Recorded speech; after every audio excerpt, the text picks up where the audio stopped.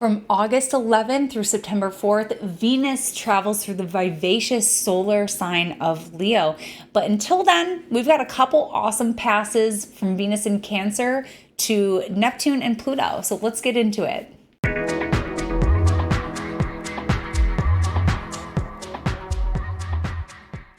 Venus, our planet of love, relationships, and beauty, is a popular gal this week.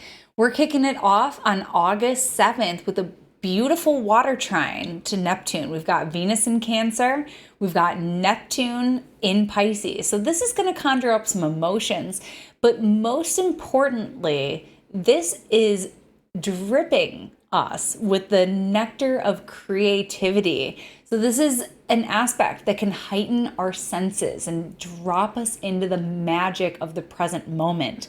This is going to sensitize our appetite for sound, for music, for color, for palette, for vividness.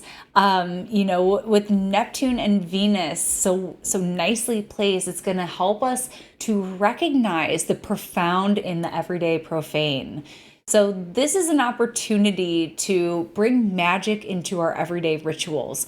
So for example, Venus in Cancer, she's ritualistic. She likes her creature comforts. She's habitual. So Neptune can help us to recognize the ways in which we can bring more aliveness, more glitter into our everyday rituals, whether that's engaging with people, Venus, our relationships, or whether that is adding some color to our life. Today I read there was like a viral thing going around on Instagram about how color is disappearing from our world. While Venus's trine to Neptune can help us add some brightness back into our life. Next, Venus is going to plunge into the depths with an opposition to Pluto. This again is going to conjure some emotions. This kind of aspect is one that is going to make us crave a deeper connection in our relationships. It can open the door to deepen connection with another person, deep conversation, just soulful conversation. We're not topical here. We're going deep.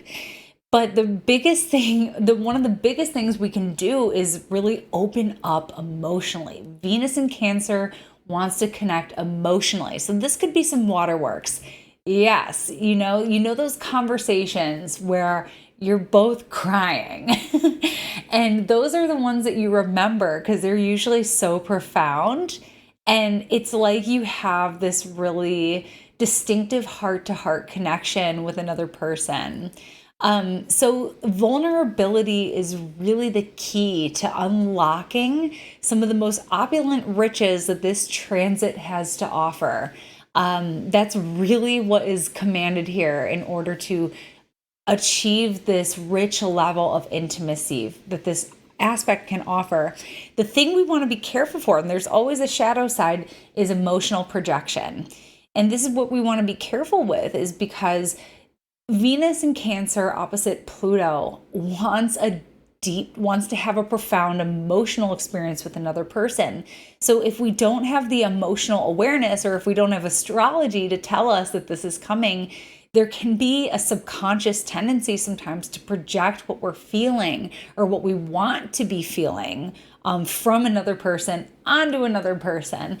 And that usually has the opposite effect, where the person can be confused or think that the other person doesn't like them or is out to get them somehow or whatever, and it can actually push a person away. So that's the shadow side of Venus in Cancer, is sometimes just craving that emotional connection, but not being direct about it and expecting the other person to sort of detect or be a mind reader. And instead, it just creates confusion and can push the person away.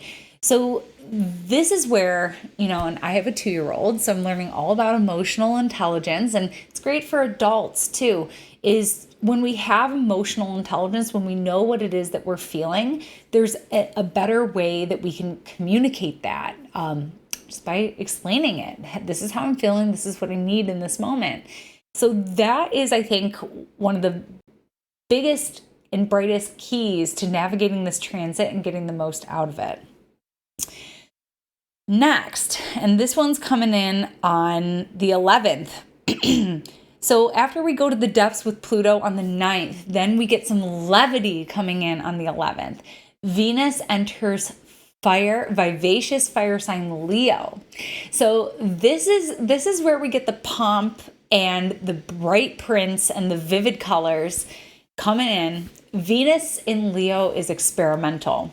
I can point to the jewelry that I've bought on Venus in Leo because I know, and I remember that I got that because Venus was in Leo and I wanted to go big and I wanted to go bright. Venus in Leo is a very fun transit.